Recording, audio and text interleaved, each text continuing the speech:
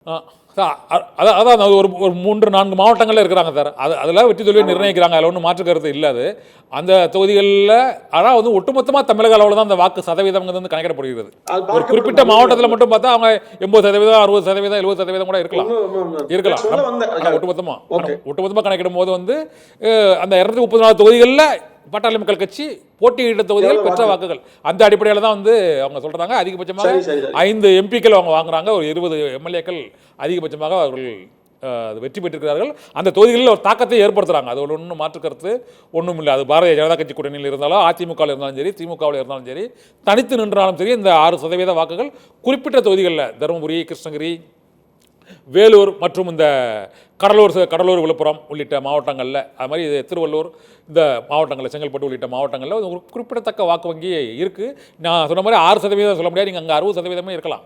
ஆனால் அது ஒட்டுமொத்த கணக்கில் தான் அது வந்து இந்த கணக்கு வந்து சொல்கிறாங்க. அதனால் நான் சொல்கிறேன், இந்த வாக்கு சதவீதத்தை டாக்டர் ராமதாஸாலையுமே கூடுதலாக அதிகரிக்க முடியவில்லையே.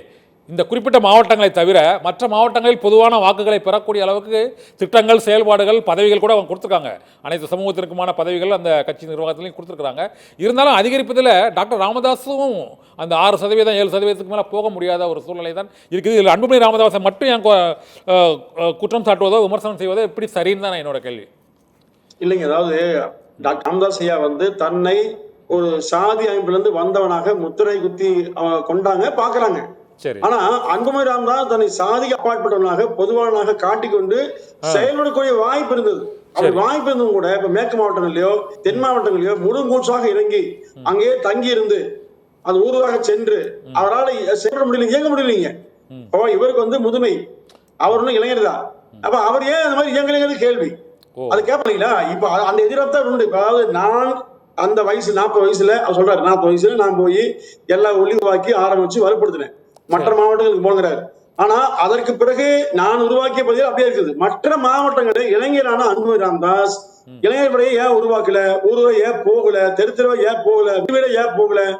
அப்போ அவர் இறங்கி போற அளவுக்கு ஒரு எளிமையான தகவலாக தன்னை காட்டிக்கொள்ள அதை உருவாக வேண்டாம், அட்லீஸ்ட் நடிக்கவாம செய்ய முடியல. இப்ப இந்த அளவுக்கு இருந்தால் இந்த கட்சியை மேலும் மேலும் கொண்டு வருவது தன்னுடைய காலத்திலேயே சிறங்கிற எதிர்பார்ப்பு நிச்சயம் உண்டு.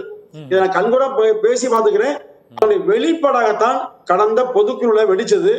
இன்னும் கூடுதலாக விரிசல் உருவாகிறது. இந்த விரிசல் மேலும் மேலும் தொடராமல் தடுக்க முடியுமா என்று அன்புமணி தான் இருக்குங்க. இல்லைன்னு சொன்னா அது மிகப்பெரிய ஆபத்து தான் முடியுங்க.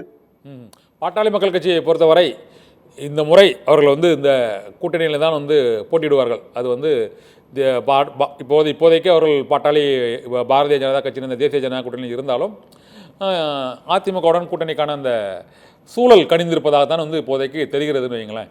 இருந்த போதிலும் இந்த கூட்டணி பேச்சுவார்த்தையை தம்மிடம்தான் நடத்த வேண்டும் என்று டாக்டர் ராமதாஸ் விரும்பி இந்த அறிவிப்பை அவர் வெளியிட்டிருக்கலாமோ. ஒருவேளை கட்சியின் தலைவர் என்றால் அன்புமணி ராமதாஸிடம் மற்றவர்கள் வந்து பேசுவதற்கான அந்த வாய்ப்பு இருக்கும். அப்போது கட்சியில் உள்ள சில வாய்ப்புகளை அவர் அன்புமணி ராமதாஸ் விட்டு கொடுத்து விடுவாரோ என்ற ஒரு அச்சத்தில் இனிமேல் பாட்டாளி மக்கள் கட்சியுடன் கூட்டணி என்றால் அது அதிமுகவாக இருந்தாலும் பாரதிய ஜனதா கட்சியாக இருந்தாலும் தம்மிடம்தான் பேச வேண்டும் என்பதை உறுதிப்படுத்திக் கொள்வதற்காக தான் அவர் இந்த முடிவை சொல்லியிருக்கிறாரு அப்படின்னு கூட கருதலாம் பார்த்தார். ஆனால் இந்த முடிவு நீடிக்குமா? ஏனென்றால் ராமதாஸை பார்க்கணும்னா அங்கே தைலாபுரத்துக்கு தான் போகணும். அவரை டக்குன்னு ஒரு இடத்துக்கு கூப்பிடவோ பார்க்கவோ மற்றவங்க வந்து போட முடியாது, மூத்த தலைவர்.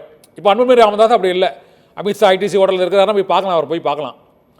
இந்த மாதிரி ஒரு சூழ்நிலை அந்த எளிதில் அணுகக்கூடிய ஒரு நிலை இருப்பதால் வந்து டாக்டர் ராமதாஸ் இந்த முடிவு எப்படி எடுத்து சரிதான் நினைக்கிறீங்களா சார் நீங்க?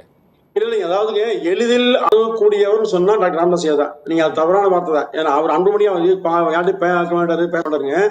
எல்லோராலும் பார்க்கக்கூடிய தலைவர் ராமதாஸ். எவ்வளவு வயதானாலும் கூட எல்லோரையும் சந்திப்பார், எந்த நேரம் பேசலாம், தொலைபேசி எப்பனாலும் பேசலாம். அந்த மாதிரி தலைவர் அவர் தான். ஆனா அன்புமணி நேர் எதிர்தான். இப்போ கூட்டணி விஷயத்துலங்க கடந்த காலத்துல கட்சி தொகை நாள்ல இருந்து இன்று வரையிலும் டாக்டர் ராமதாஸ் யாரும் பேச முடியாது.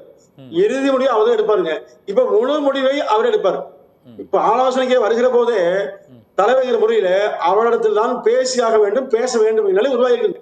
அப்ப அந்த தலைவர் நீடிக்குமா, அந்த பொறுப்பு இருக்குமா அப்படிங்கிற கேள்விகள் அடுத்த கட்ட. இப்ப அறிவித்த விதத்தில் நிச்சயமாக அவரை மாறுபட்ட கருத்தோடு யாரும் பார்க்க முடியாது. ஒரு சிலர் பேசலாம். ஆனாலும் இப்ப நீங்க பூத்தா அருள்மொழி போன்ற மூத்தவர்கள் எல்லோருமே வன்னியர் சங்கமோ பாமகவோ இன்னும் அதில் உள்ள சமூக முன்னேற்ற சங்கம் போன்ற எந்த அமைப்பா இருந்தாலும் டாக்டர் ராமதாஸ் ஐயா அவர்கள் எடுக்கிற முடிவு தான் இறுதியானு சொல்றாங்க.